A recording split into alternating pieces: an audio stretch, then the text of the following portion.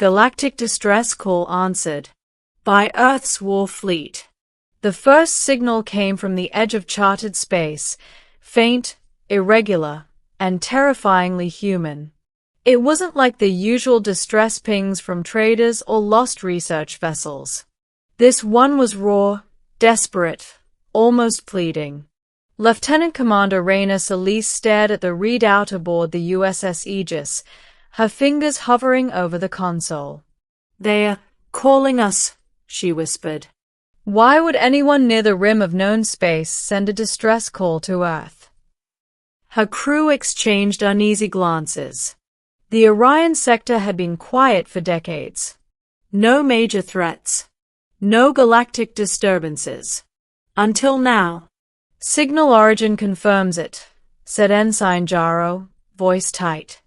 "They are broadcasting in Earth standard frequency. No encryption, no translation, just us." The first microhook hit like a hammer. Why here? Why now? Raina's orders were clear. Investigate, but exercise extreme caution. What she didn't realize was that what awaited them would redefine humanity's place in the galaxy and force Earth's hand in a war no one expected. Act 1. The Hook. The USS Aegis cut through empty space with calculated precision, its war engines humming like a predator ready to strike. The distress signal pulsed rhythmically, almost pleading, like a heartbeat lost in the darkness. "Lieutenant, sensor sweep," Raina commanded. "I want nothing overlooked." Scanners revealed a derelict convoy of alien vessels, their hulls riddled with burn scars and hull breaches. Their design was unlike anything Earth had catalogued: spiked armor plating, translucent energy conduits, and defensive systems flickering erratically. "They've been attacked," muttered Chief Engineer Malik, frowning at the data. "But the attackers, they are fast. Too fast. And there's no signature like anything we know." Raina's jaw tightened. "Prepare the fleet. Earth's war fleet is going to answer this call, and I want full combat readiness. Whatever did this isn't stopping." Suddenly, the convoy's message decoded, a chilling plea. To any sentient being capable of response, do not come. They are unstoppable. We cannot fight them. Save yourselves. But that was only the beginning. Act 2. The Escalation. The Earth War Fleet mobilized, a rare unification of ships from all branches of the Solar Defense Command. Capital ships, cruisers, and fighter wings fell in line, heading toward the Orion sector at sublight speed, with warp-ready escorts standing by. The galaxy had heard of Earth's cautious diplomacy, but now humanity was stepping into a battle zone uninvited. As the fleet approached, sensors picked up movement. Swarms of alien craft, sleek and predatory, began converging on the distressed convoy's location. There were hundreds, no, thousands. And they moved with terrifying synchronization. Raina stared at the holomap. "These aren't just raiders. This is a coordinated strike force." "We've underestimated them," Malik said. "They are hunting the weak and the strong alike. Their speed, their armor, it's unlike anything we've faced. And they're intelligent." Another microhook. If they are intelligent, why attack indiscriminately? What is their goal? As Earth's fleet reached the coordinates, the first skirmishes began. Human weapons hit the alien hulls, and for a brief moment, hope flared. But the attackers adapted instantly. Shields recalibrated, evasive maneuvers anticipated, and the swarm split, attacking from angles no human tactician could have predicted. Evasive patterns. "All wings, respond to my signal." Raina barked. Her voice was calm, but inside, a storm raged. This was more than a battle, it was a test of humanity's nerve and coordination. The fleet's commanders watched in disbelief as their best-trained pilots were shredded by precision strikes.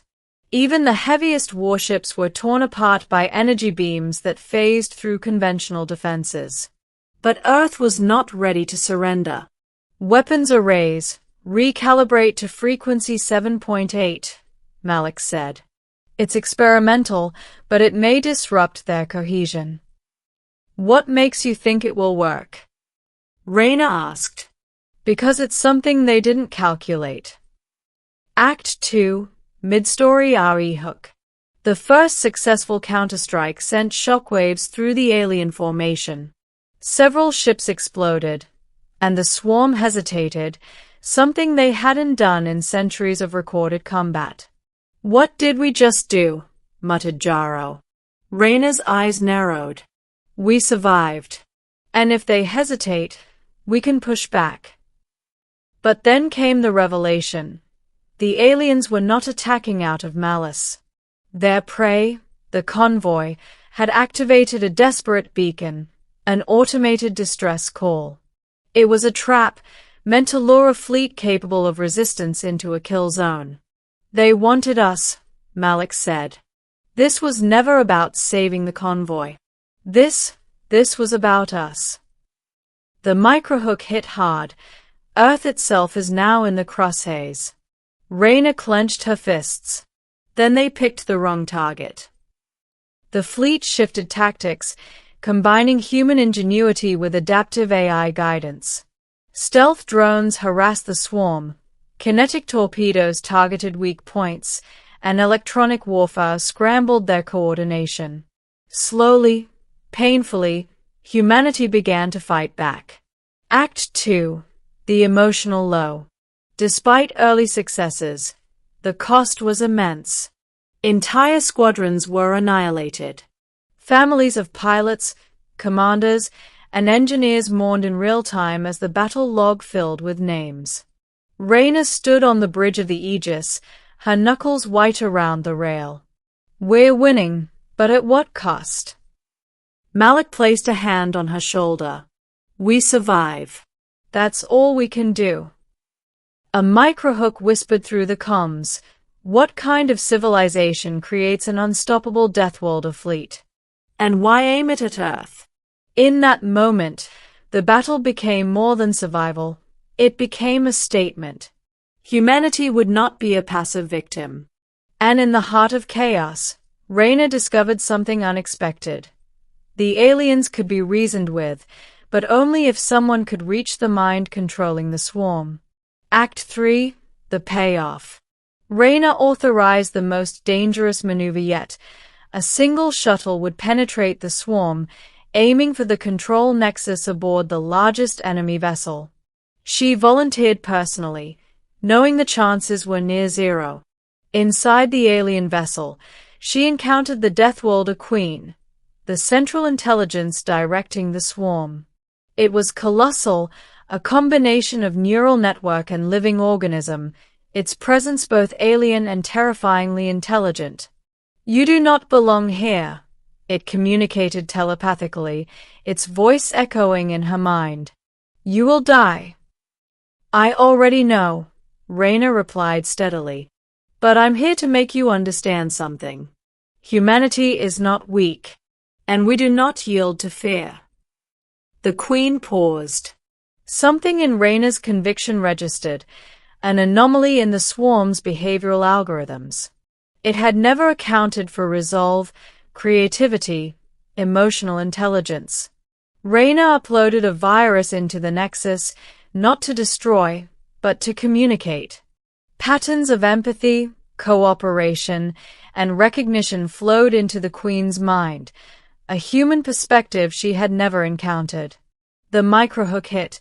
Could the unstoppable fleet be stopped with understanding? Slowly, the swarm faltered. Ships disengaged.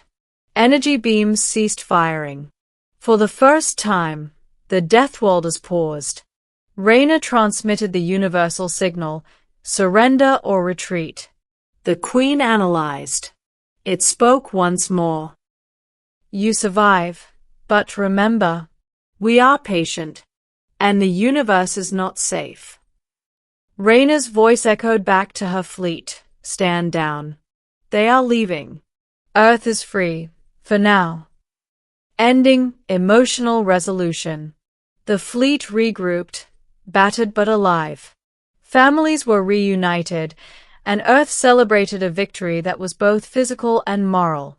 Humanity had faced annihilation and had survived, not through superior numbers, but through ingenuity, bravery, and the willingness to understand the unknown. Raina returned to the bridge, staring at the stars now quiet and calm. She knew this peace was temporary. The Deathwalders would return, or something even worse. But humanity had proven one undeniable truth: Earth would not wait quietly. In the post-battle silence, she whispered to herself, echoing across the command room. We answered the call. And we will answer again. Because we are human. And we survive. And somewhere, at the edge of the galaxy, the Deathwalder Queen remembered. Earth was no longer a simple target. Earth was a force.